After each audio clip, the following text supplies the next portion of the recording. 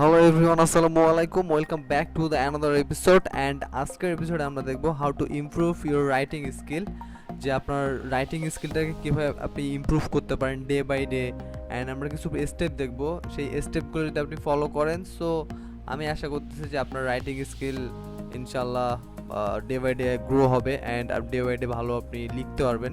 ঠিক আছে, সো ভিডিওটি শুরু করার আগে বলে রাখতেছি যে আপনি যদি আমাদের চ্যানেলটিকে সাবস্ক্রাইব করে না থাকেন, সেক্ষেত্রে আপনি আমাদের চ্যানেলটিকে সাবস্ক্রাইব করে রাখতে পারেন এবং পাশে থাকা বেল আইকনটি অন করে দিতে পারেন, যাতে হচ্ছে যে নিত্য নতুন ভিডিও আসার সাথে সাথে আপনি আপডেট পেয়ে যান।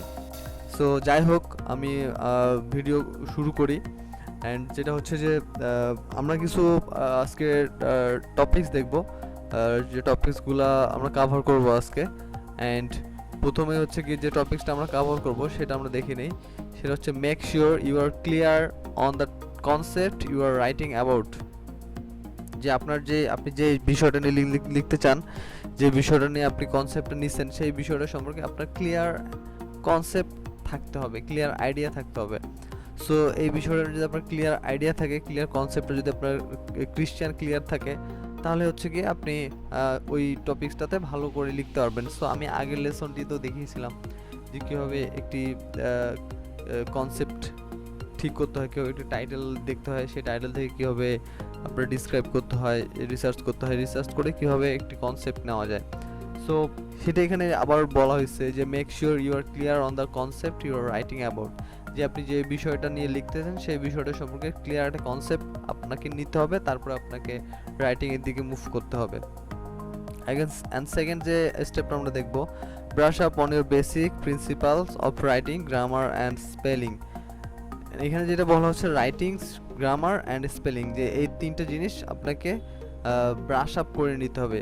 ব্রাশ আপটা কী জিনিস, যে আমরা ধরেন যে আপনাকে যদি একটা ফর এক্সাম্পল দিই, যে আমরা জুতা যখন আমাদের ময়লা হয়ে যায়, সেই জুতাটা আমরা কি করি, আমরা হচ্ছে গিয়ে বাসায় যাদের কালি আছে তারা হচ্ছে কালি দিয়ে পরিষ্কার করি, না হলে কেউ মুচি দোকানে গিয়ে সেটা পরিষ্কার করে। কেন করে, যে জুতাটা ময়লা হয়ে গেছে, দ্যাটস ওয়াই সেটাকে পরিষ্কার করে, তারপরে যাতে সুন্দর দেখা যায় এই জন্য হচ্ছে আমরা এই জুতাটাকে পরিষ্কার করি। সো সামথিং লাইক দ্যাট, এইখানেও আপনাকে সেই রাইটিং স্কিলটাকে, গ্রামার স্কিলটাকে, স্পেলিং স্কিলটাকে আবার শার্প করতে হবে, ব্রাশ আপ করতে হবে। যে প্রবলেমগুলো আছে, যে রাইটিংয়ের যে প্রবলেমগুলো আছে, গ্রামাটিক্যালের যে মিস্টেক আছে, স্পেলিংয়ের যে মিস্টেক আছে, সেগুলো আর কি আপনাকে ব্রাশ আপ করতে হবে, পরিষ্কার করতে হবে। সো আমাদের ভুল আসলে হবেই, ঠিক আছে। সো আসলে কেউ বলতে পারবে না যে আমি 100% লেজিট রাইটিং করি, আমার কোনো ভুল হয় না, লেখার মধ্যে কোনো প্রবলেম হয় না, বা গ্রামাটিক্যালি কোনো প্রবলেম হয় না, স্পেলিংয়ে কোনো প্রবলেম হয় না।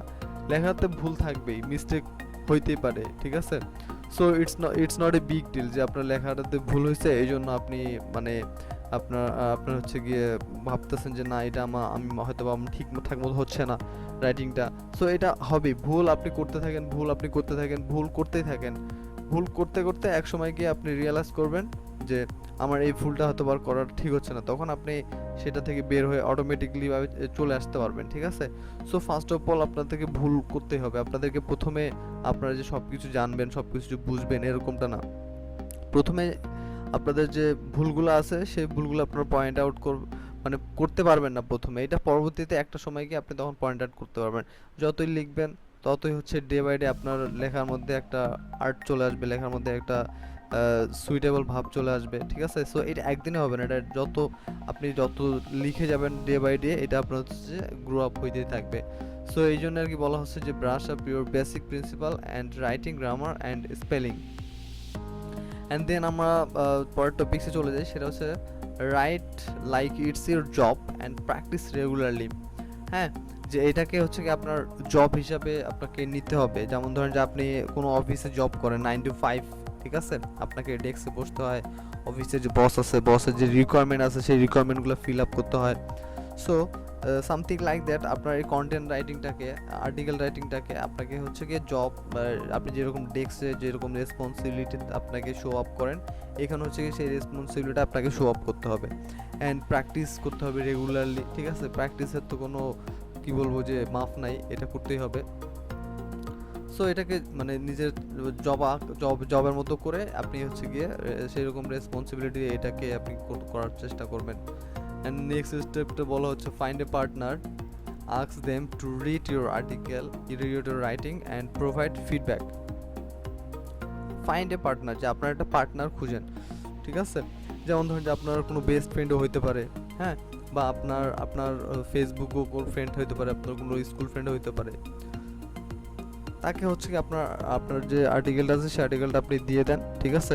সে আর্টিকেল দিয়ে দেন এবং তার কাছ থেকে একটা ফিডব্যাক নেন যে সে আসলে কি বলতেছে, সে আসলে পজিটিভ ফিডব্যাক দিচ্ছে নাকি নেগেটিভ ফিডব্যাক দিচ্ছে। সে যদি পজিটিভ ফিডব্যাক দেয় যে না বন্ধু তোমার লেখাটা ঠিক আছে, তুমি এটা এইভাবে লিখতে পারো, বা তুমি এটা আবার ওভাররাইট করতে পারো, এখানে একটু সেন্টেন্স অ্যাড করতে পারো, বা এই সেন্টেন্সটা বাদ দিয়ে দিতে পারো। সো এরকম ফিডব্যাকটা আসলে দরকার, ঠিক আছে? সো এই জন্য আর কি প্রত্যেকটা আর্টিকেল রাইটার একজন করে পার্টনার থাকা দরকার, ঠিক আছে? যার কাছ থেকে হচ্ছে ফিডব্যাকটা নিয়ে যাবে, এবং সেটা পজিটিভ ফিডব্যাক বা নেগেটিভ ফিডব্যাক যাই হোক না কেন, ঠিক আছে? অ্যান্ড তারপরে স্টেপে যদি আমরা যাই, join a workshop, meeting or take a writing night class. Join a workshop মানে বিভিন্ন ধরনের ওয়ার্কশপ, যেখানে হচ্ছে গিয়ে অনেক অর্গানাইজাররা আর্টিকেল রাইটিং নিয়ে বা কন্টেন্ট রাইটিং নিয়ে তারা ওয়ার্কশপের অ্যারেঞ্জ করছে, হ্যাঁ, বা কোনো মিট আপ আপনারা করতে পারেন, আপনারা কোনো মিট আপে অংশগ্রহণ করতে পারেন, যে মিট আপটাতে আপনার আর্ট রাইটিং স্কিল নিয়ে কথা বলা হচ্ছে, বড় বড় রাইটাররা আসবে, সেখানে হচ্ছে গিয়ে আপনার রাইটিং স্কিল নিয়ে কথা বলবে, যে আপনি কীভাবে ইমপ্রুভ করতে পারেন আপনার আপনার রাইটিংটাকে কীভাবে ইমপ্রুভ করতে পারেন, হ্যাঁ। সো এই জন্য মিট আপের কথা বলা হচ্ছে। And take a writing night class. And আমরা যেটা বেসিক্যালি রিকমেন্ড করি যে আপনার রাইটিংয়ের জন্য আসলে বেস্ট সময় কোনটা, ঠিক আছে? সেটা যদি আপনি সিলেক্ট করতে হয় তাহলে আপনার বলবো যে রাতের বেলা হচ্ছে গিয়ে লেখার একটা পারফেক্ট সময়। সেই সময়টাতে আসলে নিস্তব্ধ থাকে চারিদিকে, ঠিক আছে? অ্যান্ড কোনো ধরনের কোনো কোলাহল থাকে না। সো সেই সময়টা নিয়ে আপনারা নাইট ক্লাসে এটা আপনারা করতে পারেন, ঠিক আছে? অ্যান্ড দেন আমরা পরের স্টেপে চলে যাই। সেইখানে বলা হচ্ছে আউটলাইন ইওর রাইটিং। সেই রাইটিংয়ের কথাই বলা হচ্ছে এখানে, যে আপনি আর্টিকেলটা যে লিখছেন সেই আর্টিকেলটাকে আউটলাইন আকারে আপনি লিখলেন, আউটলাইনটা আপনার নিলেন, যে কীরকম আপনার লেখাটা হইলো সেই লেখার আউটলাইন নিলেন। তারপরে হচ্ছে গিয়ে এডিট ইওর রাইটিং। এডিট বলতে আপনাকে সেই প্রুফ রিডিংয়ের কথা বলা হচ্ছে। আপনার যে ড্রাফটটা করবেন সেই ড্রাফটটাকে এডিট করতে হবে, সেই ড্রাফটটাকে আপনাদের লিখতে হবে, সেই ড্রাফটটাকে আবার পুনরায় আবার দেখতে হবে, ঠিক আছে? সো এটা কেন দরকার, যে আপনারা ফার্স্টে যখন লিখলেন, ফার্স্টে লেখার পরে হচ্ছে যে সেই লেখাটা কিন্তু আপনার যে কি বলবো, যে এটা আপনার লেখাটা ভুল হইতেই পারে, একটা লেখা বা বানান কোথাও ভুল হয়েছে, ঠিক আছে? যেমন আপনি লিখতে চাইলেন ওয়েবসাইটে, আপনার হয়ে গেল ওয়েবসাইটটির, ঠিক আছে? সো এই যে মিস্টেক, ছোট ছোট মিস্টেক, এই মিস্টেকগুলো আপনারা প্রুফ রিডিং দিলেন। যেমন পরীক্ষা হলে আমরা অনেক সময় কি করছি, যে 3 ঘন্টা পরীক্ষা হয়েছে, 3 ঘন্টা পরীক্ষার মধ্যে আমরা হচ্ছে গিয়ে ওখানে 2.5 ঘন্টার মধ্যে সব কিছু আপনার লেখা শেষ করছি। অ্যান্ড 30 মিনিট যেটা ছিল, 30 মিনিটে আমরা প্রুফ রিডিং দিচ্ছি, যে সবগুলো প্রশ্নের উত্তর ঠিকঠাক মতো লেখা হলো কিনা, কোনো জায়গায় বানান ভুল হলো কিনা, বা কোথাও কোনো মিস্টেক আছে কিনা, এগুলো কিন্তু আমরা চেক করছি 1/2 ঘন্টা বসে বসে। সো এটা কেন, এটাকে বলা হচ্ছে রিভাইজ। যে আমি পরীক্ষার খাতে কি লিখলাম সেটাকে যেমন রিভাইজ করি, ঠিক সেরকম আপনি যে লেখাটা লিখছেন সেই লেখাটা আপনি কি লিখলেন সেটা পুনরায় দেখে সেটাকে রিভাইজ করার একটা টেন্ডেন্সি আপনার মধ্যে তুলতে হবে আর কি। অ্যান্ড এখানে কি বলা হয়েছে পরের স্টেপে, eliminated unnecessary words from your writings. এখানে আপনার আননেসেসারি যে ওয়ার্ডগুলো আপনি ইউজ করছেন, আপনি যে আননেসেসারি ওয়ার্ডগুলোকে এখানে কি করতে হবে, কেটে দিতে হবে, হ্যাঁ, যে ওয়ার্ডটা আপনার দরকার নেই, কারণ আপনি এখানে প্রফেশনালভাবে আপনার লেখাটা লিখতেছেন, ঠিক আছে? সো এটার ক্ষেত্রে প্রফেশনালিজমটা ধরে রাখার জন্য আপনার আননেসেসারি ওয়ার্ডগুলো এখান থেকে আপনাকে বাদ দিতে হবে। যে আননেসেসারি ওয়ার্ড, যে ওয়ার্ডগুলো দরকার নাই সেই ওয়ার্ডগুলো আসলে এখানে লিখে হয়তো পাঠকের যে আপনার বিরক্তি ভাব প্রকাশের একটা মাধ্যম, সেটা হয়তো সে প্রকাশ করতে পারে, বাট আপনি পাঠকের যে লেখাটা দরকার সেইটুকু যদি আপনি ঠিকঠাক মতো লিখতে পারেন তাহলে আর কোনো প্রবলেম নাই, ঠিক আছে? সো এই বিষয়টা আপনারা খেয়াল রাখবেন, আননেসেসারি ওয়ার্ড আপনারা এখান থেকে বাদ দিয়ে দিতে পারেন আপনাদের আর্টিকেল থেকে। অ্যান্ড তারপরে বলা হচ্ছে রিভিউ ইউর আর্টিয়ার work and see how you have grown. যে আপনি যে আর্টিকেলটা রিসেন্টলি লিখছেন, মানে লাস্ট যে আর্টিকেলটা লিখছেন সেই আর্টিকেলটাকে পড়েন, বারবার পড়েন, অ্যান্ড সেটা থেকে আসলে রিয়েলাইজ করেন তার আগের আর্টিকেলটা কীরকম হয়েছে, সেটা থেকে এটা কি বেটার হয়েছে নাকি এটা বেটার হয়েছে। সো এটা আসলে বেসিক্যালি রিসার্চের বিষয়, হ্যাঁ রিসার্চের বিষয়। আর আপনারা নিজেই বুঝতে পারবেন যে আপনার কোন আর্টিকেলটা আপনার সুন্দর হয়েছে, কোন আর্টিকেলটা আপনার সুন্দর হয়নি, এটা আপনারা নিজেই বুঝতে পারবেন। আর তারপরে বলা হচ্ছে যে don't be afraid to say what you mean in what you write, যে আপনাকে কখনোই মানে বিপর্যস্ত হওয়া যাবে না, বিপর্যস্ত ফিল করা যাবে না যে আমি কি লিখলাম অ্যান্ড এটা নিয়ে আসলে ক্রিটিসিজম একটা ক্রিটিক্যাল ভাব তৈরি করা যাবে না। আপনাকে লিখতে হবে ফার্স্টে, আপনি যা লিখতে যাচ্ছেন সেটা আপনাকে লিখতে হবে আগে। প্রথমে যখন আপনি লিখবেন, হ্যাঁ তখন হচ্ছে গিয়ে আপনার মনের মধ্যে কোনো ধরনের ক্রিটিসিজম আপনার ফিল করা যাবে না, যে কে কি মনে করতেছে করুক, কে কি বলতেছে বলুক, ঠিক আছে আমি আমার এন্ড থেকে যা আছে আমি লিখে যাব। হ্যাঁ, সো এই যে কনফিডেন্স লেভেল, এই কনফিডেন্স লেভেলটা আপনার মধ্যে থাকতে হবে স্ট্রং। অ্যান্ড আপনার কনফিডেন্স লেভেলটা যতক্ষণ না পর্যন্ত আপনি স্ট্রং করতে না পারবেন ততক্ষণ পর্যন্ত আপনি স্ট্রংলি লিখতে পারবেন না। সো আপনাদের এন্ড থেকে মানে প্রত্যেকটা একটা সিক্রেট টপিক, সিক্রেট আপনাদেরকে টিপস দিয়ে দেয়, যেটা হচ্ছে যে প্রত্যেকটা লেখকের একটা সিক্রেট টিপস থাকে, সেটা হচ্ছে কি যে আমি আমার জায়গা থেকে লিখে যাব, পাঠক কি ভাববে না ভাববে এটা নিয়ে আগে আপনাদের ভাবার কোনো দরকার নেই, বাট আপনারা ফার্স্টে লিখে যাবেন, পাঠক কি ভাবে না ভাবে সেটা পরের বিষয়, আপনাদেরকে জাস্ট লেখাটা চালাই যেতে হবে, কন্টিনিউ করতে হবে, এটা হচ্ছে মুখ্য বিষয়।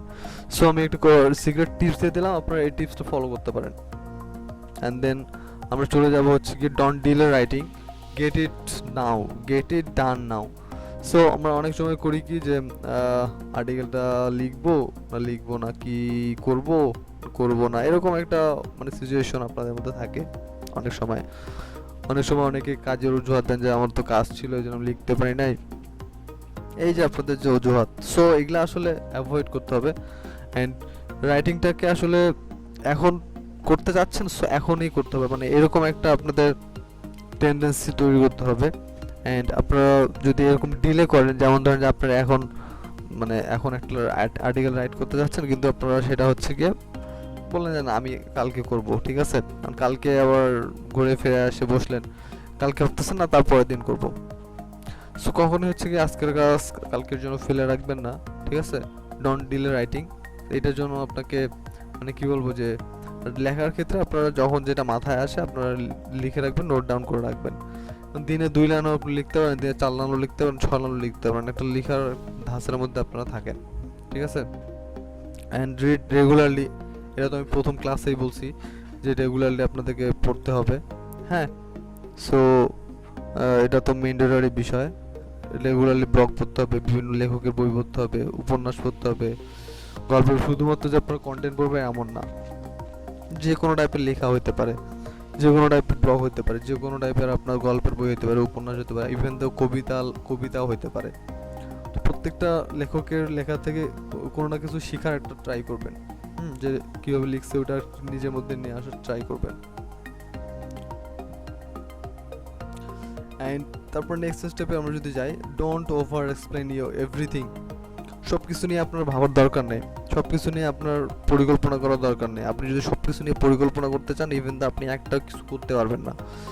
সো আপনাকে পরিকল্পনা করতে হবে যে কোনো একটা কিছু নিয়ে, মানে একটা নিয়ে, যে আপনি ধরেন যে টেকনোলজি নিয়ে আপনি লিখবেন, এখন যদি আপনি ভূগোল নিয়ে মাথা ঘামান, এখন যদি আপনি ইতিহাস নিয়ে মাথা ঘামান, বায়োলজি নিয়ে মাথা ঘামান, ফিজিক্স নিয়ে মাথা ঘামান, কেমিস্ট্রি নিয়ে মাথা ঘামান, তাহলে কিন্তু আপনি মানে গোলমাল পাকায় যাবেন আর কি। বিষয়টার মধ্যে একটা মানে কি বলে জগা খিচুড়ি টাইপের একটা কথা আছে না, সো এই টাইপের কিছু একটা হয়ে যেতে পারে এখানে। সো এইখানে আপনারা ট্রাই করবেন যে যে কোনো একটা জিনিস নিয়ে লেগে থাকার। যদি টেকনোলজি নিয়ে যদি আপনি চান যে আপনি টেকনোলজি নিয়ে লিখবেন, সেক্ষেত্রে আপনি টেকনোলজি নিয়ে ভাবেন, টেকনোলজি নিয়ে ব্লগ পড়েন, ঠিক আছে। তারপরে পরের স্টেপে যদি চলে যাই আমি, তারপরে হচ্ছে ইমপ্রুভ ইউর গ্রামারের কথা তো আমি সেকেন্ড লাইনেই বলছিলাম। গ্রামারটাকে আপনাদের পুশ আপ করতে হবে, ব্রাশ আপ করতে হবে। গ্রামারটা যত স্ট্রং হবে আপনার লেখাটা তত ভালো হবে, লেখার গঠনটা তত ঠিক থাকবে। অ্যান্ড তারপর চলে আসবো আমরা কিপ ইউর সেন্টেন্স সিম্পল। সেন্টেন্সের মধ্যে আসলে জটিল কোনো বাক্য ব্যবহার করা যাবে না, যত সিম্পল মানে সাবলীল ভঙ্গিতে একটা মানুষ যাতে বুঝে, একটা লাইন এমনভাবে লিখলেন যে লাইনটা আসলে কি বুঝলো না, ঠিক আছে। সো এটা সেন্টেন্সগুলো হচ্ছে কি আপনাদেরকে সাবলীলভাবে আর কি আমি বলতে চাচ্ছি যে আপনাদের সেন্টেন্সগুলো সিম্পল হইতে হবে, ঠিক আছে। সিম্পল বলতে এখানে বোঝানো হচ্ছে যে আপনাদের লাইনগুলো যেটা থাকবে লাইনগুলো আর কি বেশি একটা বড় হবে না, ঠিক আছে, ছোট থাকবে। বেশি বড় লাইন হলে আসলে পাঠক পড়তে চায় না, সেক্ষেত্রে হচ্ছে গিয়ে সিম্পল ছোট ছোট সেন্টেন্স করতে হবে এবং সেন্টেন্সগুলো যাতে সহজে বুঝতে পারে আর কি এরকম। সো তারপরে লাইনে যদি যায় প্র্যাকটিস প্র্যাকটিস অ্যান্ড প্র্যাকটিস, এটা হচ্ছে গিয়ে একটা মুখ্য বিষয় যে প্র্যাকটিসের মধ্যে হচ্ছে প্র্যাকটিস মেক্স পারফেক্ট। তো যত বেশি প্র্যাকটিস করবেন তত বেশি আপনি লার্ন করতে পারবেন, তত ভালো লিখতে পারবেন। অ্যান্ড প্রথমে হচ্ছে কি আপনাকে রিডিং অ্যান্ড রাইটিং এর মধ্যে ঢুকতে হলে প্রথমে আপনাকে প্র্যাকটিস করতে হবে। রিডিংটা একটা প্র্যাকটিস, রাইটিংটা একটা প্র্যাকটিস।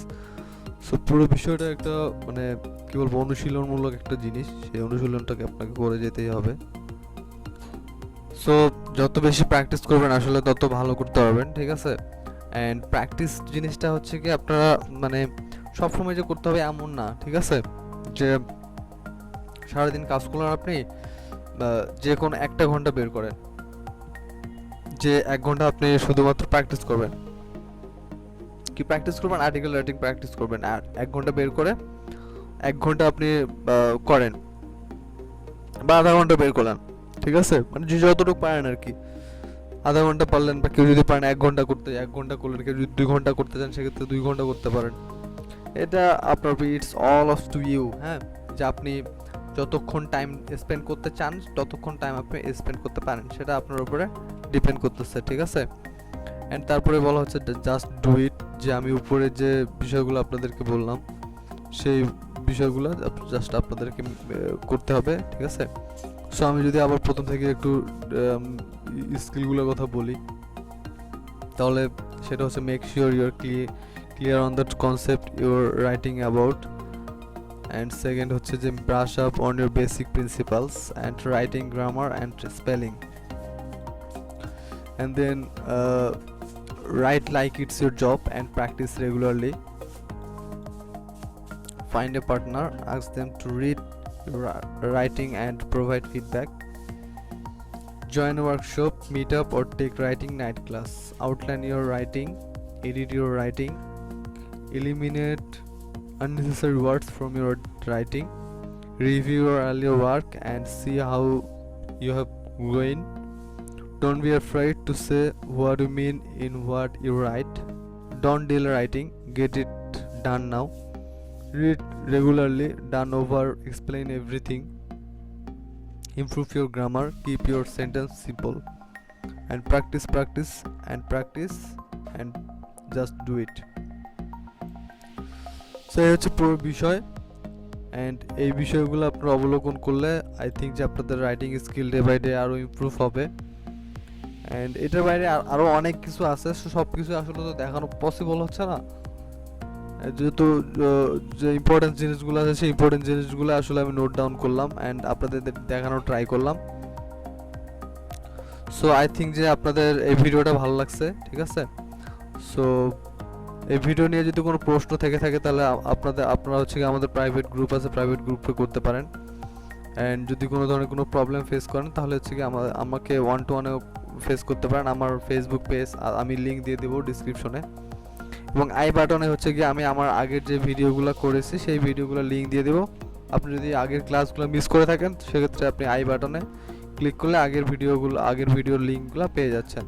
অ্যান্ড আপনি যদি এটাও করতে পারেন, আমরা প্লে লিস্ট আকারে আমরা কোর্সটা দিচ্ছি, প্লে লিস্ট আকারে পাবলিশ করতেছি। সো প্লে লিস্টে আপনি গেলে পুরো ভিডিওগুলো আপনারা একের পর এক দেখতে পারবেন।